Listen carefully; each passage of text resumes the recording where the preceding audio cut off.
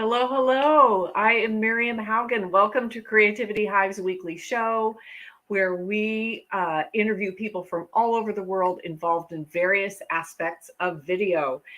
Creativity-Hive helps people achieve massive post-production skills through one-on-one teaching and live group coaching. And today we have Lisa. Hello. Hello, Lisa. I just love this show because we get a chance to meet so many people involved in so many different aspects of this very broad topic of video. So tell me about your background. Okay, so I went to school for film and video 1,000 years ago. And when I was finished, I did not have much to do in my town. There really weren't any opportunities. So I decided to go out to LA for a while and be unemployed there because I thought it would be more glamorous, and it was. Let's see. I ended up moving back to the East Coast and got into marketing because I could write and I had ideas and I was a creative person and I was very visual, obviously having done film. So as I was doing marketing, I realized, hey, I can buy some cameras and get in, doing video within that role. And that's basically how I evolved. I left to be a freelancer, and I make basically short films, videos for my clients. In recent years, I've done more animated explainer videos, but before the pandemic started, I had promised myself that year in 2020 that I was going to make some short films because I had been going to film festivals locally in the previous couple of years, and I'd been so inspired. And I thought, why am I not doing this thing that I went to school for that I love? And so I joined Sundance Collab, which is the part of Sundance that helps to train people and has a lot of great resources. And every month they have a challenge to either write some script pages or make some short films. So the pandemic hit and they gave us some different challenges each month. And one of the ones that spoke to me was make a short film about an inanimate object that has meaning to you. So I made a short film about the object in my home that I had the longest, which was my teddy bear. And you would think, oh, well, she made a micro short film about the teddy bear, big deal. I shared it with some folks afterwards, some directors that I respect, and they said, you should put this in festivals. And I thought, wow, I had not really considered this being good enough to go into a festival. So that's basically how I got interested in it really inspired me to get serious about my filmmaking again. And that's basically where I am right now. And Teddy was a part of that. Awesome. I'll bring Mo on here and Hey Lisa. Hello. Hi. So how great! Thanks for that lovely introduction. Oh, Like Miriam was going to say to you, I have a ton of questions, of course. okay. When Miriam asked, can you tell us a little bit about yourself? Can I fill in the gaps a little bit for you, Lisa? A Okay. little bit. So Lisa lost her way for a while, which is going to be a question soon. And then I love your look here. Life happened. So I'm quoting, right? So this is quote. Okay. Yes. Okay. Lisa gave too much importance to pleasing other people, which is going to lead to more questions, Lisa, as you know. And in doing so, let my creative muscles atrophy, which is just leading me to more and more questions. Right? But again, you found your path again, and telling stories, making things, connecting through film and television, where Lisa is and where she loves to devote her energy. And her motto, I guess, would be she'd like to get better at making things. Mhm. So that's just to fill in some of the gaps. Okay. Quite huge gaps from my perspective, because do you want to begin at the beginning? So Lisa lost herself for a little while. You know where we're going with this, right? So do you want to tell us a little bit more of what happened? Well, I guess I just got very much involved in making things for other people, making work for clients as a content creator. And, when you're on task like that, it's really hard to, and you let that be the most important thing you're doing. I think it's easy to kind of get lost in your own voice, lose your own voice because you're speaking on behalf of your client all the time. And so that was part of it. I have a tendency to let people, at least I used to, be more influential on me. And so I felt like my work would reflect on them, people that, loved me, cared about me. Like I was very caught up in not wanting to embarrass them, not wanting to make a mistake. And that was not a good way to be. And it only took, decades for me to get past it. Yeah, I love that. Yeah. I love that. Yeah.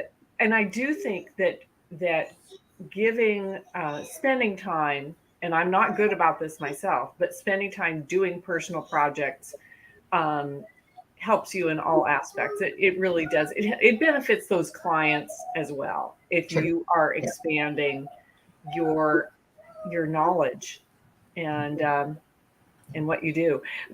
Should we go ahead and show Teddy to everybody? Yeah, why not? I have it actually queued up here. So Okay. let's go ahead and do that. Great.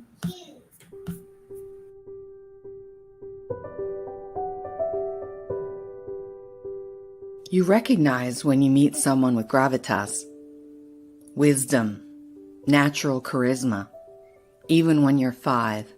Teddy was a Christmas present from my grandma in 1970.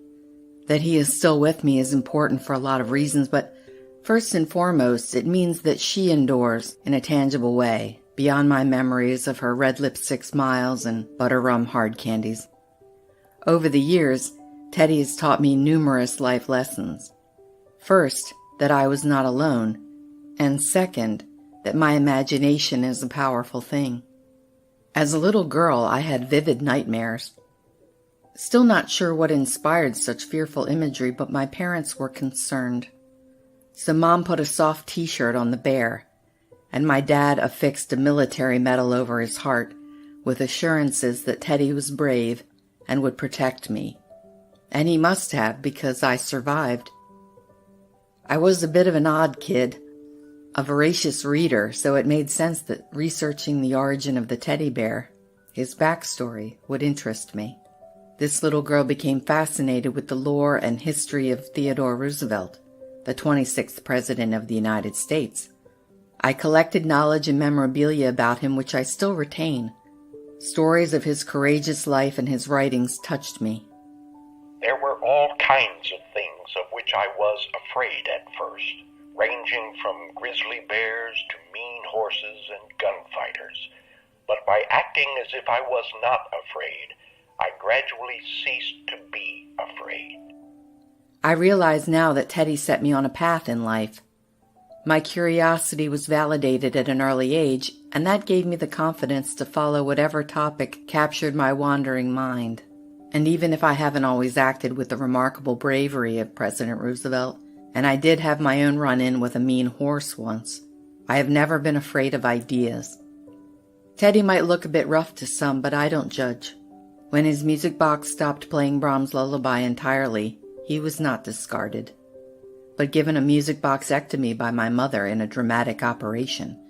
And rather than a subtle scar, his behind was left with a festive blue flowered patch. Also, much of his fur has mysteriously disappeared over time, even though he has spent many of his years in careful hibernation. Sometimes I wonder what he has gotten up to when I wasn't paying attention. His nose is trying to escape his snout, and his posture is pretty slouchy. But he still looks at me with the same warm, unblinking brown eyes he always has. And if he notices my blemishes and shortcomings, he keeps his comments to himself. This little fellow will always be cherished by me, a reminder of the generosity of Grandma, the understanding and humor of my parents, and my evolution as a person. He is family.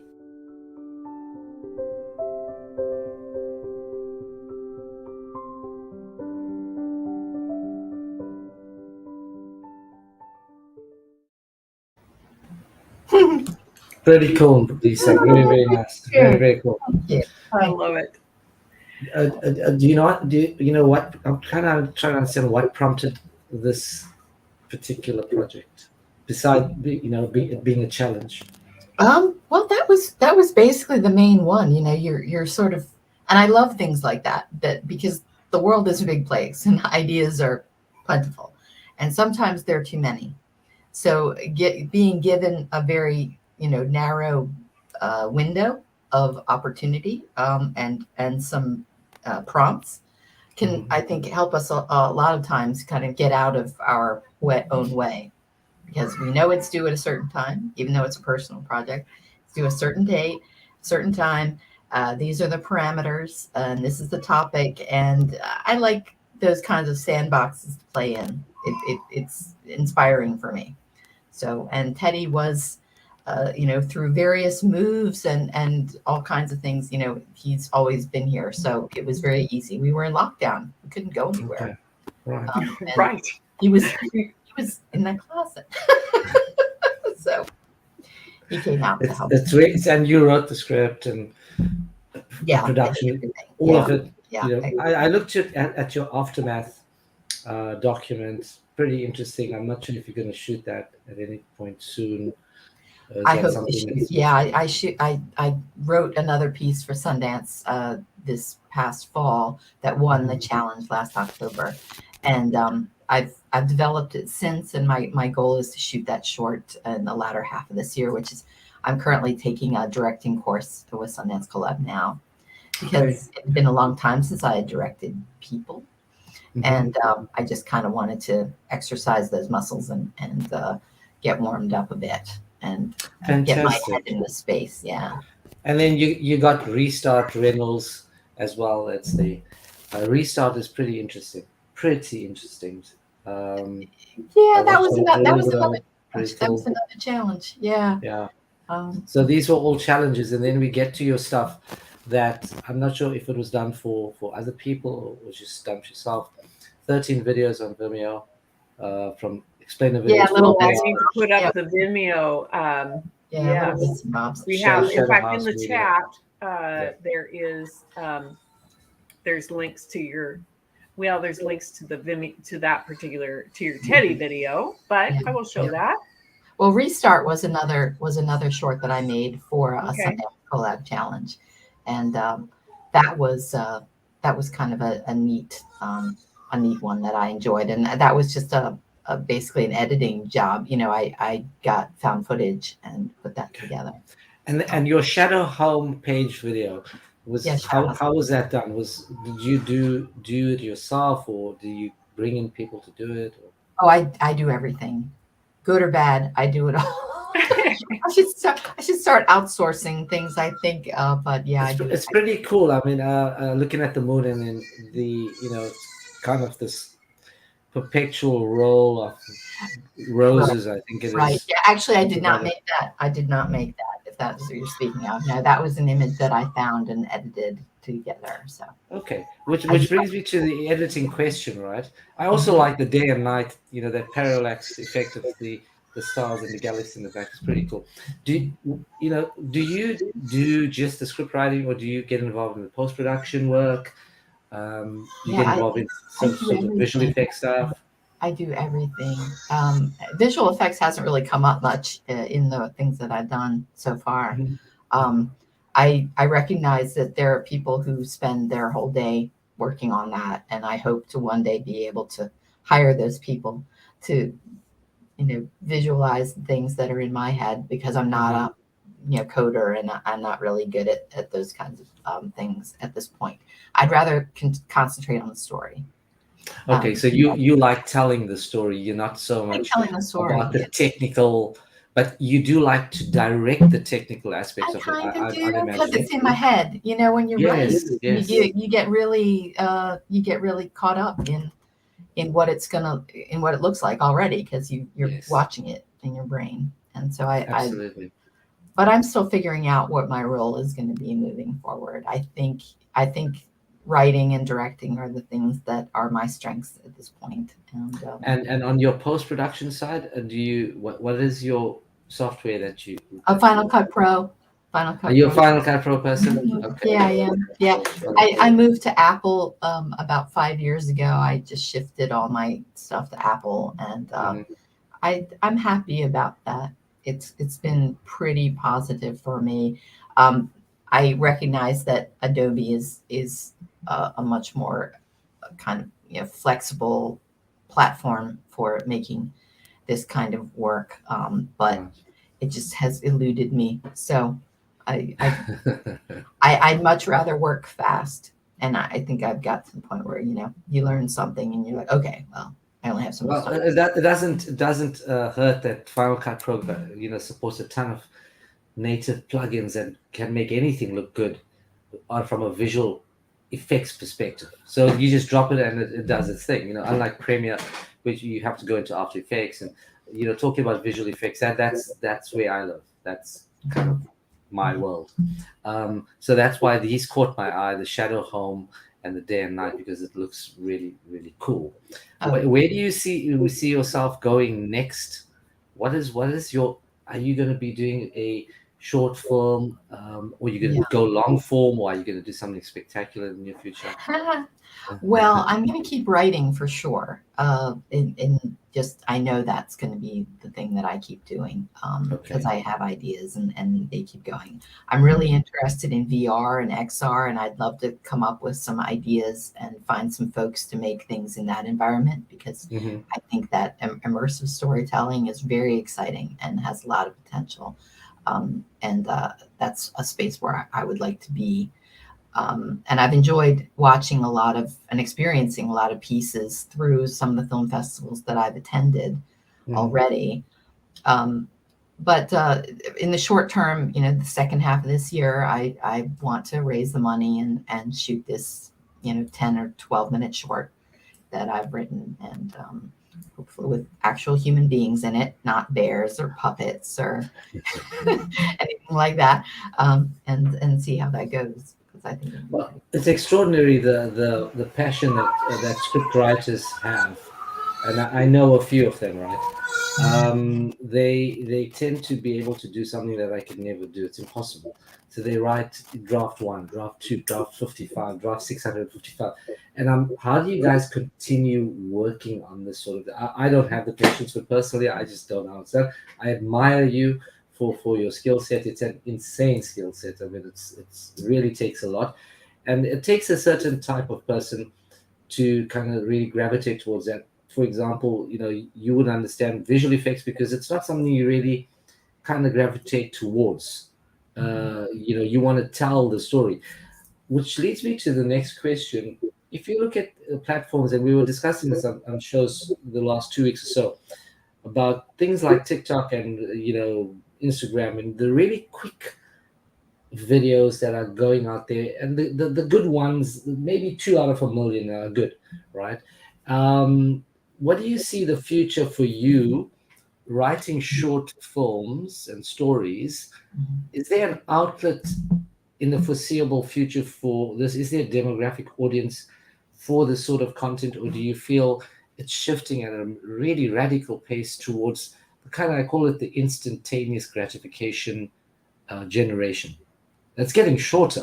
YouTube was there, and then Instagram, and now it's 4 and 5 and 6 second videos. So there's an art form to telling that story, I guess, in 6 seconds as well. Do you feel you can adapt to that, or is this something you find that is not your cup of tea?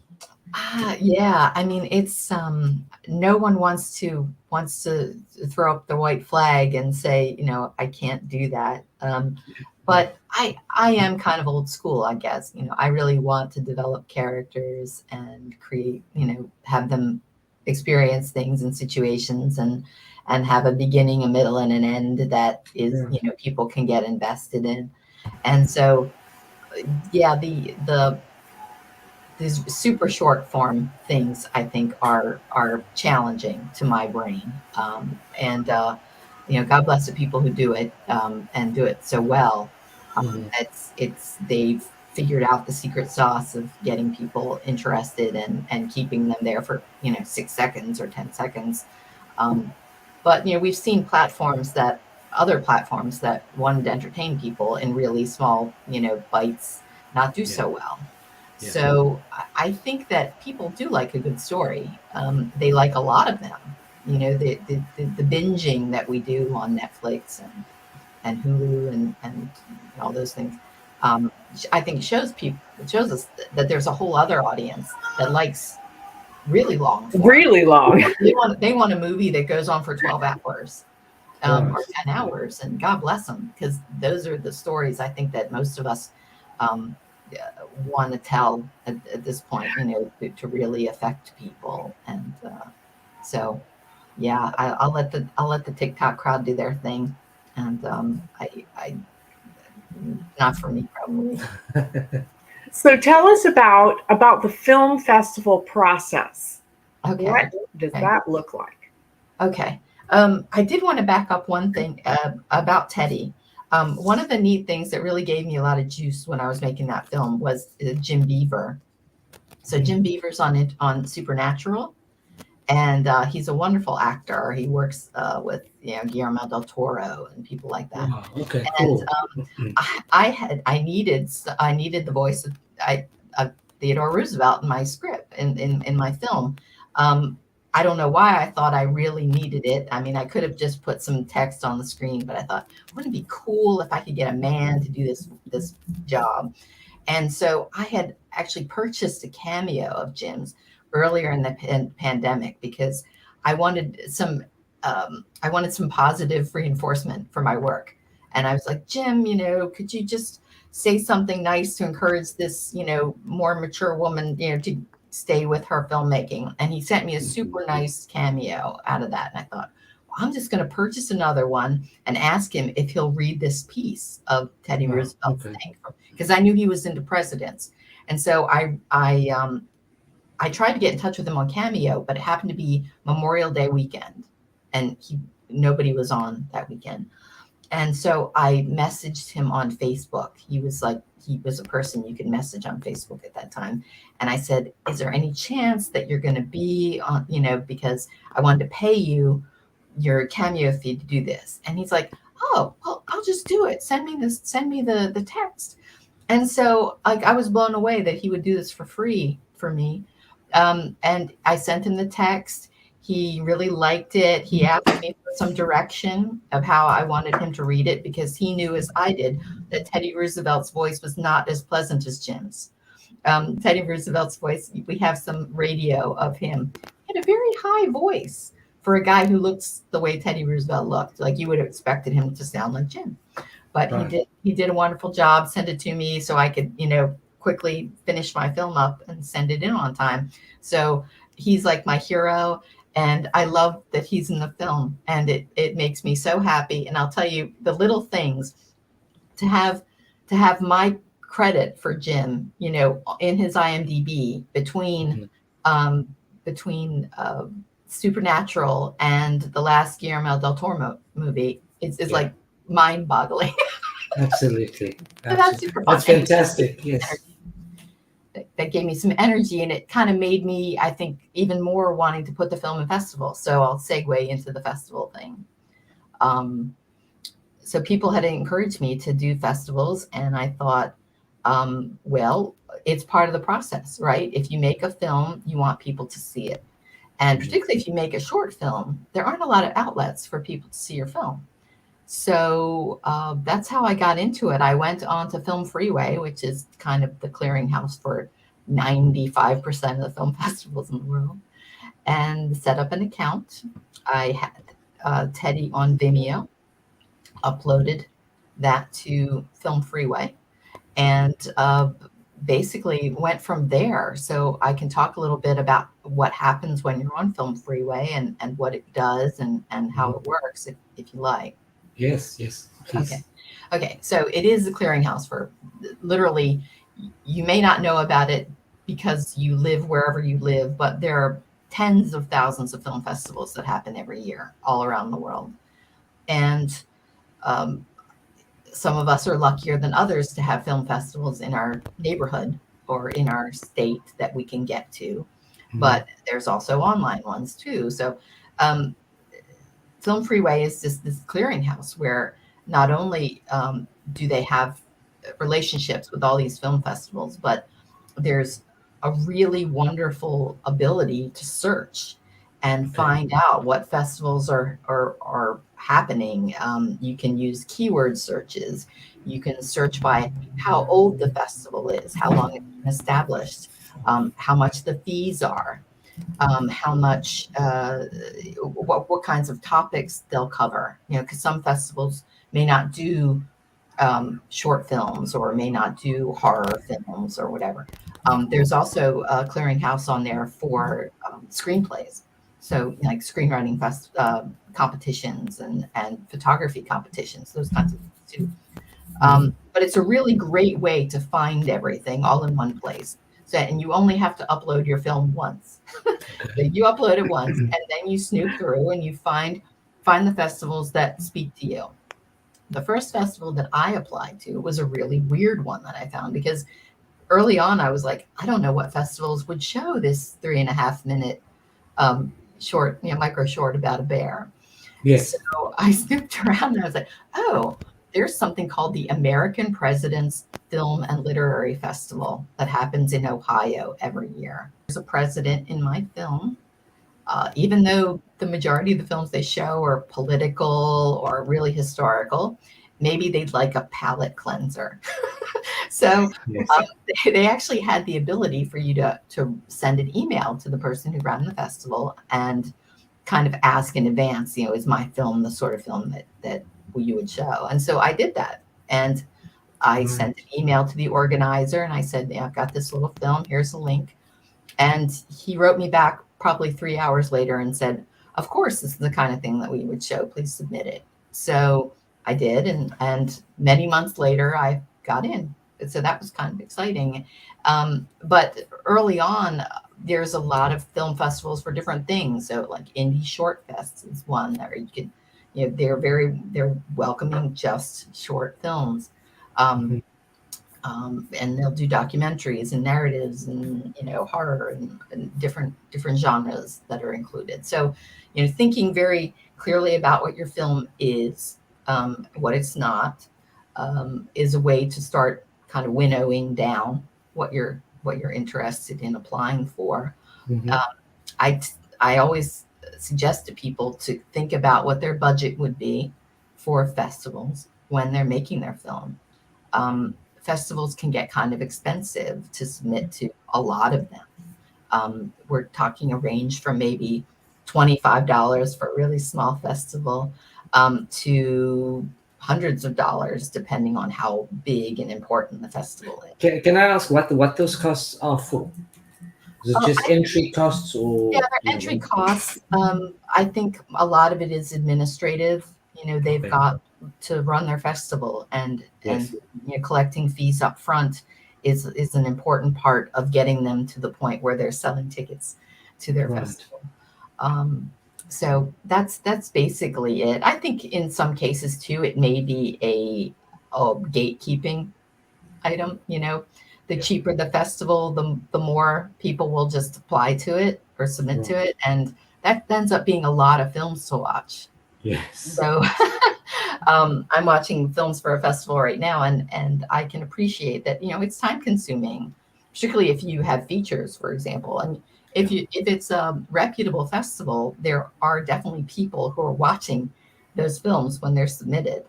There are some disreputable festivals out there where you will send in your money and they will tell you later that you did not get in, but they never looked at it. So that's why I think you need to look very carefully, see actually what's great on Film Freeway too is once the festivals have happened, people will send in reviews. Filmmakers will put in reviews of their experience, of how they, enjoy that festival. So it's good to read the notes, see what people are saying, why they had a good experience, what it was like. so that you can kind of get some test of their legitimacy as a festival and whether or not it's a good fit for you. Right. But there's so much information that you can dig through, and what happens is you submit the film, and then Mhm. there's usually a bunch of dates. So there's like an initial period when people are submitting, and then as it goes down in terms of closer to the final due date, the fees will go up. So there's some tiering that happens along the way. There's like a super flat deadline right at the end is usually almost double what it would have been if you'd submitted it, at the very beginning. But then there's a notification date, and through Film Freeway, you get a message letting you know that you got in or you didn't get in. And I found that them pretty much every festival was very, very great about hitting that date that they promised, that they Okay. said they were going to get in. There were a couple of festivals that I didn't get into because I got into 9 festivals last year. There were a couple, and that was about half of what I'd submitted to. There were a couple that said, your film wasn't a good fit for us this time. Mhm. Could you resubmit? Because a lot of festivals now are run quarterly. Okay. They're just, it's kind of wild, but that's what's happening. So I resubmitted and I got into both of those festivals that had suggested that I try later. And to be honest, there are some people who make their life, running film festivals. That's their full-time job. So they're running 3 or 4 film festivals. And in some cases, they'll let you know, well, we couldn't get you into this festival, but I have this other film festival that's coming up that is a better fit for your film. And maybe you don't even have to send in a fee. We'll just, consider you. And that's been nice too. Nice. Yeah, it happens. It happens. There are nice people out there too. Nice So I'm wondering if, so you say there are some disreputable ones. How do you make sure that you're avoiding the disreputable ones? Like I said, reading their comments is really important because people will be vocal. They'll say if they had a bad experience. You can do research on the web. That's we all have Google, we all have Twitter. Snooping around to see if anybody has anything bad to say. And then, just kind of taking a look at the fees and those kinds of things, saying, does this seem fair compared to some of the other things that I've done? To be honest, I think we all make a mistake first time out. There's going to be in a Sure. season like a bad festival that we get involved in. We're like, that wasn't such a great deal. But for the most part, they are positive experiences, and everybody's really nice, and you get something really, really good out of it. So how does this process benefit you? Why should people? Yeah. So I think that everybody has different reasons and combined reasons for doing it. One is to test yourself. Say, hey, is my film as good as some other films? Let's see how it looks in the grand scheme of other people who are making similar kinds of things as me. It's about getting eyeballs on your film. For example, New York Liftoff is part of the whole Liftoff organization, and Liftoff is a global organization run out of England, where they have festivals all over the world. So they're getting ready to have LA Liftoff. They have, London Liftoff. They have New York Liftoff. They have Paris Liftoff, Tokyo. They have everything. But what's neat about them is they do a virtual film festival, and your film is up all month. So for an entire month, people can see your film as part of the block that it's associated with. And that's a really great opportunity to get people to know about your film, because it's really difficult to market yourself, particularly as a new filmmaker. It's very difficult to make people aware that you exist, that your film exists. So within that, framework, it's great. That's also a nice outfit because they have events throughout your month that you're in that festival. So every week they'll have a couple of either mixers where you're meeting other filmmakers, or they'll have events with distributors, or just information that is great for burgeoning filmmakers to learn about. And they're very active. Some So it's film a great networking opportunity, exactly, potentially, exactly. as And well as getting eyeballs. And yeah, I can yeah, see. yeah, So I liked your thing about budgeting though, and making sure you're being strategic about it, that you're not just yeah, yeah. throwing it Because out once there. you And then start getting into festivals, it gets to be kind of like, ooh, like you it's like getting the addictive. laurels. You like getting laurels, and it's a little addictive. Like, how many festivals can I get into? And Mm. that gets a little silly. I stopped at 9. I was like, 9 is a good number. It looks cute on the poster. I wanted to stop at the end of the year because, to be honest, it's very diverting activity. Getting things ready, and then once your film's in the festival, of course, it's your job to promote it. That Yeah. I mean, they can only do so much for you. You're the one who's getting onto social media and saying, "Hey, my film's in this festival. Please check it out." Thanking them and promoting the festival itself and all those things.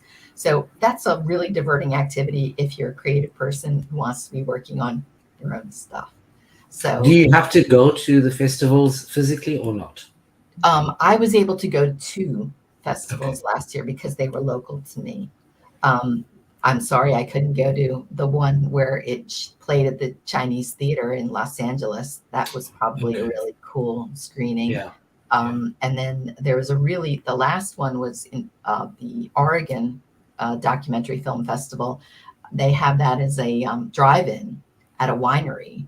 And so they sent me this wonderful picture of Teddy on the screen in front of this winery. It was really Oh, how kind of pretty. cool. Yeah. Oh So, my gosh. um, And of but course, that, I'm in Oregon, so I'm going, oh, yeah. So it's, maybe I could have gone to that. I wish I could have gone. I wish I could have, but I did have good experiences at the 2 festivals I was able to attend, and I was on panels and got to speak, to people who'd watched the film, and that was kind of cool. So, yeah. And so basically to become almost recognized or to get that lucky break is almost a 1 in a million chance from what I'm hearing, because of the abundance of footage being sent over to these film festivals. There's thousands of entries, I'm sure. And who are the people from your knowledge that would say, "Hey, this stands out of the norm"? Or is it generally a public perception that says that this is really great feedback, and then somebody hopefully takes notice? Is that where you are headed? Is that where you'd like to be? Well, I do think that, if your goal in life is to make a film that runs at Sundance, to be that level of filmmaker, to be someone who has their film screened at Cannes, you have to start somewhere. Yes. And you start with the smaller festivals. In fact, if you even want to be considered, if your dream is to get an Oscar, for example, you have to submit your film to an Oscar qualifying festival in advance. And there are certain ones, and that's another thing that Film Freeway can do, is show you which festivals are Oscar qualifiers, and which ones are IMDb qualifiers, so that if you get into that festival, you can get a credit you can submit your film on IMDb, which was one of my early hopes. It was like, oh, if I could just get my film on IMDb, like that would be like a really great thing for me to achieve in all this silliness of the year. And I was able to do it. So, but you kind of have to start somewhere, and you have to start at the baby festivals and work your way up. And so, as much as it would be wonderful, to think that your first film would go into Sundance, it's a little tricky. I will say too, people who are more serious about that kind of thing, who want to make a feature and want to get distribution and want to be the next Steven Soderbergh, there are tracks for that, I guess. There are even consultants that you can hire who are just festival consultants, and that's their job, is to help you navigate that world. But that's at a level of filmmaking that I am not at yet. It's completely nuts. It's mind-boggling To think that the competition is, that great, and then there's these tracks, and now you said you can hire a consultant, and then there's an Oscar track, and then there's a Cannes track, and the amount of films being released, short films and features, etc., that want to be recognized. I thought TikTok was inundated with stuff. This is a different league. It's a different world, right? It's a totally different world. I've been in this world. I've seen it. The one South African film that was nominated for an Oscar was called Asad, ASAD. It was shot in somewhere in Mozambique, or it was a really nice short film. It didn't win. It was nominated, and the producer and the executive producer are very, very good personal friends of mine from a production company called Egg Films. And I journeyed through that entire process of that film, and to see them on the red carpet at the Oscars, all that stuff. And I asked them, what is this? And then I got into a short film with a guy that was independent and has been writing for years and years, and he's just going on. And his first film was horrible because they ripped him off, the post-production guys, and everyone. He didn't know what he was doing really, but he kept writing, and then he wrote a second film. And I saw each process step was mind-boggling. First, second draft, then you got to get somebody to edit it, and then you got to get funding for it, and then you get. If I had a hat, I'd tip it to you, because it's the post-production world is quite traumatic, to say the least. This is I would not venture near this. It's I wish you the best, and from what I see, and I hope you make inroads. You seem to have a lot of passion. Teddy's a great. I had no idea it was 3.30, 3:30, the time. Yeah. That's how I judge everything. It seems short, it's good. It seems long, something's wrong with it. So for that our, was really for our good. parting shot, this has been so much fun. But I think we need to have Teddy say something, or at least Right. Yeah, he's here. say. He's here. Oh, there he is. He's very carefully kept now, because I don't want him to. Yeah. Right. Well, the air is, and he's, as we've noticed in the film, his fur is kind of, a little delicate, so he gets He's like had a this lot little of box, love. and He's had a lot of love. But he did get to go to the festivals that we went to last year, so that was nice. He was special. Nice. He had a bow tie and everything. He was Cool. So he himself. dressed up for the occasion. That's awesome. Yeah. Well, Thank you. let's say goodbye, everybody. Okay, Lisa, thanks thank very you much. so much. It's fantastic. Good luck, speaking to you. everybody, with your film. Absolutely. Okay. Thank you. Take care.